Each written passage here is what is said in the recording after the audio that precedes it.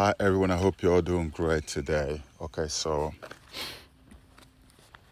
I sincerely hate to be the bearer of bad news, but I have to say it to Nigerians as it is. If you are in Nigeria and you know you're going to be in Nigeria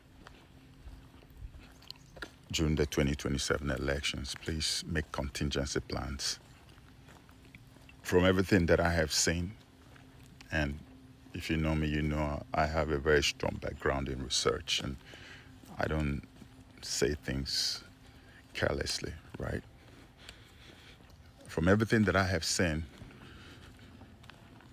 we are on our way to a very messy, nasty, ugly civil war in Nigeria in 2027. And I'm going to explain to you how it's going to come out, how it's going to roll out. All right. So,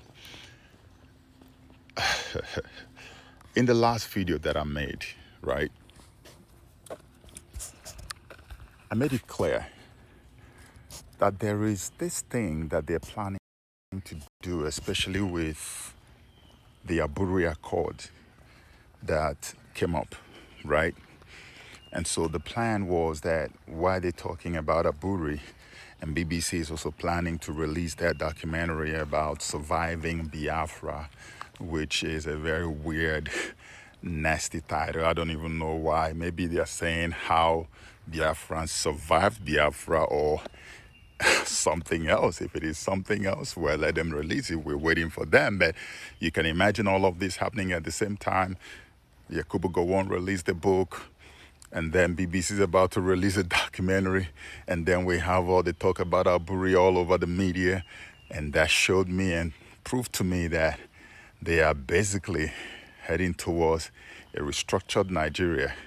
Because I've always said to people that Tinubu is a kind of president that does not want anybody to take power from him so that he becomes lower. Once he has hit that level in his life, he doesn't want to be anything lower again.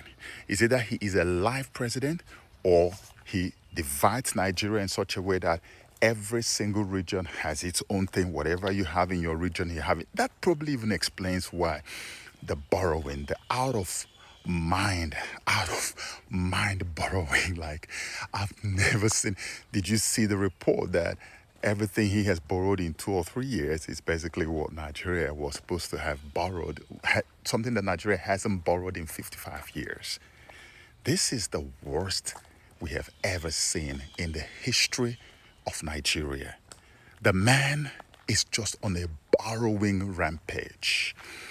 And nobody's seeing what he's doing with all this money. So basically, he's just investing all these things in his region so that after the restructuring process, whatever he has put inside the Yoruba land stays in Yoruba land. And then whatever the Easterners have got, they just manage it like that. And whatever the North has got, they manage it like that. And then the power of the presidency is weakened completely. This is what they are planning to do. But right now, as I make this video, there is a very strong opposition to that. The overlords, the puppet masters, the cabals, the voodoo masters, and the native doctors around, and all the praise singers, okay, around this man are telling him to go on, Baba, that there is no problem. Is it not you? Yes, there will be a few protests here and there, and then some people will die, and you will still be there in power. That's what is going on. And the Nigeria that I see today is not the Nigeria of 2023. Anybody who is not seeing that, the person is absolutely blind. Even cowards today are roaring like lions.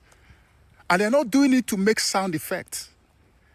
Something has broken on the inside of every single Nigerian, and now it is a battle to the finish.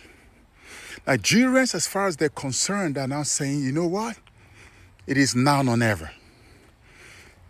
If we die, we die. Because after all, we've got nothing to lose. This man is taking every single thing from us already. That's where Nigerians are right now. And so what you're going to see, which is why I know that civil war is coming, you need to make contingency plans. What I'm seeing is a situation where on election day, they are going to try to steal the elections like they did in 2023. They're going to try to release thugs, but they will find out that the thugs waiting for them at the polling booths are worse than the thugs they are sending. I think they already have the intelligence that this is going to happen. They know that Nigerians are ready, armed to the teeth. The kind of videos we have even seen in the last few days shows you where Nigerians are right now, that nobody is ever going to wait and allow Tinubu and his boys to rig elections or to steal elections at the polling units anymore. It's not going to happen. Just take it from me. This is not a threat. It's a reality. It's not going to happen. So what are they going to do? When that does not happen, they are going to replicate or try to replicate what they did during the useless primaries that just took place. They are going to just manufacture numbers, send it to INEC, and tell INEC to begin to apportion to different candidates. And remember, there are other candidates, Atiku, in ADC, okay? They are going to regard him as the main opposition candidate. NDC doesn't ever measure or even show up on their scale, because NDC is their arch enemy. Atiku is their brother. Is their boy. He's working for them. So they're going to say apportion 80 million to Bola Tinubu. Apportion like half of that, 40, to Atiku. Go to PRP, give them like 30 million. Look for another party, give them 20. Look for another one, give them like maybe 10 or 5. And then NDC, where P2B is, give those ones like 2 million or 2.5 million. Or if they want to pity them, they can just give them like 3 million. That's what is going to happen. And guess what's going to happen when that happens? There's going to be this spontaneous outbreak of violence. The kind of violence that will make Biafra war and Sudan look like a walk in the park. Like I'm walking in the park right now. The kind that will make Biafra war look like a child's play. It's going to be multi-dimensional. It's going to go in different directions. You won't even know how to track it. You won't know which direction this war is going. You know, there are some wars that when they break out, you can tell, okay, this is what I would do if I do this, if I get that person, and then we can stave it, and then this is going to end. But you're not going to know how to chase or track this because it's going to be multi-dimensional. Do you understand? It's going to be multi-dimensional on every angle.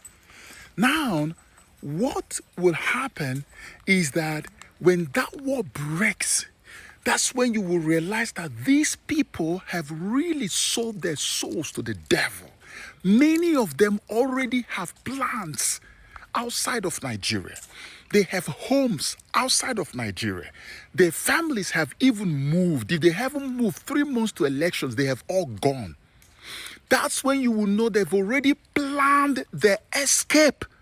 We are dealing with criminals. Criminals who have no love, no hope of ever doing anything good for Nigeria other than using Nigeria as a token to enrich themselves. Nigeria is a collateral for stealing from the whole world and leaving the unborn generation in debt. They have no heart, no soul, no conscience. Every ounce of conscience in them has been extracted when they sold their souls to the devil. That's why Tinubu is claiming to be a Yoruba man. He's from Yoruba land. Oyo State, 46 children with their teachers still in captivity. The teacher was beheaded, videoed, and shown to the whole world. The woman had a baby on her back and was pleading for help. No presidential broadcasts.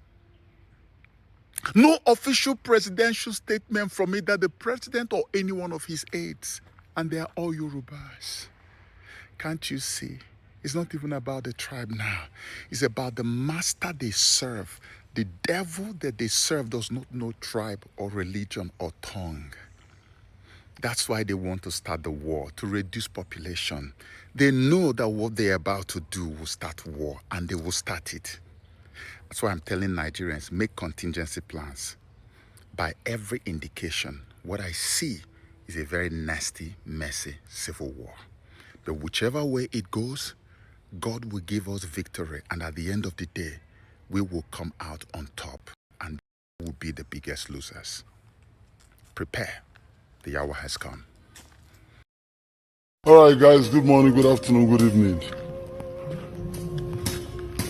24th May 2026. In Kwara State, na Fulani dey disturb.